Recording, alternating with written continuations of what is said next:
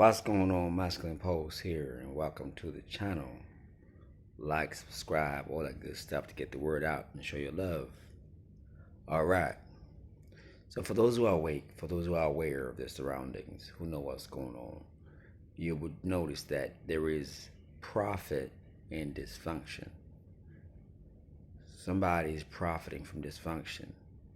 So, from a business standpoint, if I was going to profit from dysfunction, the more dysfunction takes place, the more I stand to gain. Okay? So there are powers that be that do put dysfunction in place. The women being out of order is not an accident. It's not, they may say that it's empowerment, and so forth, and we can see that empowerment at the expense of men, because men are paying for the empowerment, is not really empowerment, and it's at the expense of their own future. We see women hitting the wall and then they realize that, hey, maybe this was a bad deal. But most men can see that. Okay, so if the average person can see that, can foretell that, that then means that somebody who's intelligent knew when they created that program, that dysfunctionality. So there's a profit for somebody for the dysfunctionality. Also, there's profit in making sure that society does not unite into family bundles of family. It means there's some type of order. Children are not, you cannot access the children. If you want to molest some children, you cannot access them if they're in a healthy family dynamic. So there's a profit there. Just like war is profitable for the ones selling the ammunition and all the war weapons of war, bombs, grenades, guns, you know.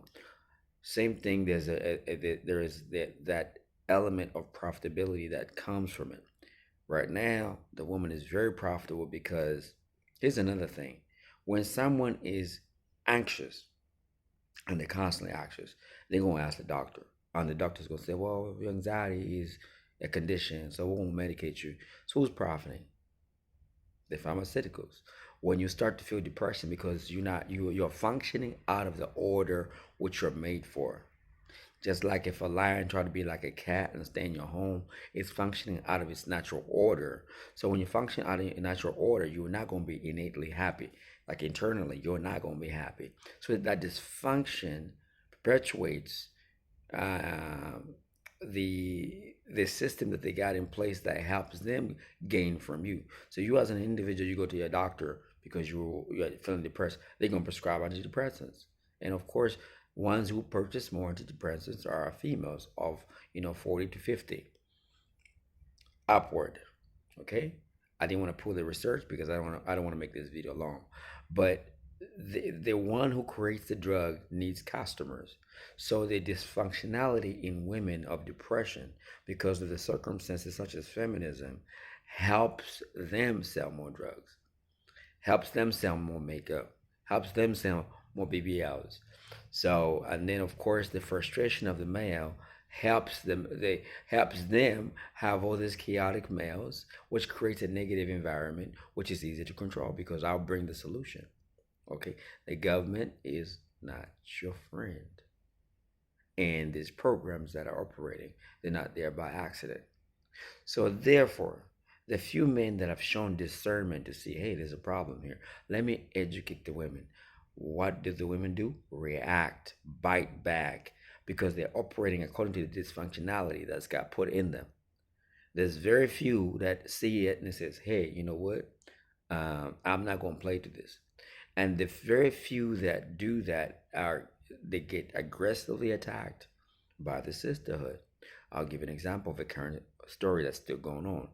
The gymnast, she decides to go after a man because she liked him, and nothing wrong with that. She knows in the future she may not do a gymming and that she needs a protector, not just a boyfriend to just pump and dump. On the contrast, there's women who have had multiple baby fathers. They got children in their home, nothing stable. She opted for marriage. What did they do? They operate from the dysfunctionality. They attacked her. Okay? Because that's the programming. The dysfunctionality is profitable. And of course, it's also profitable for social media when people are creating beef. Social media thrives on interacting with the platform. When you're emotional about that platform and you feel like you connect that person to attack them, it benefits social media. No, but if people were just meeting each other on the streets and greeting each other and being polite and kind to each other, it wouldn't benefit social media. But when you start a beef, there's wars that go on. That's why in hip hop they used to create these artificial beefs, so that the more beef happened, the more records sold. So there's always a profit. Now the unfortunate thing is this negative programming has been very powerful in our community. And us? Because we are a people that are very strong entertainers, performers. We are like very intelligent and we're a threat. So therefore, the programming has been at the utmost. Look at the ratchet behavior. You know, um, look at the twerking. Look at the gangster rap. I know we've killed most of it, but it's still going on. Look at that behavior. The sagging of the pants. The all the artists are tainted. I guarantee I don't think there's any artist that was not got their hands dirty that they can expose. That's one thing. There's no artists or people in the game or high level athletes that have not been initiated in some sort of thing that they can just expose.